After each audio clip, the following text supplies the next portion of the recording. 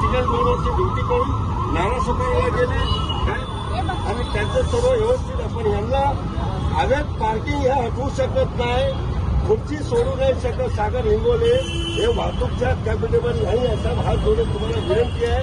लोकांना खूप त्रास होतोय, ट्रॉफिक होतात मीराभाईनगर परिसरामध्ये पूर्ण काश्मीरापर्यंत सर्व ठिकाणी. आपण उद्देश काढलेला आहे सकाळी नो एंट्री मार्गाच्या अगोदर गाड्या इकडे कसे का वाहतूक मोठे जड वाहन उभे राहतात.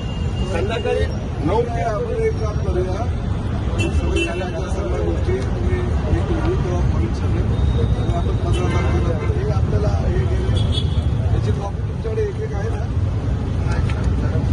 आहे का? हे आपल्याकडे ठेव आणि बैठक लावायला सांगून करायचं. ठीक आहे, आता तुम्ही उपोषण करून घ्या, आराम करायचा. थोडे थंडीमध्ये आहे का?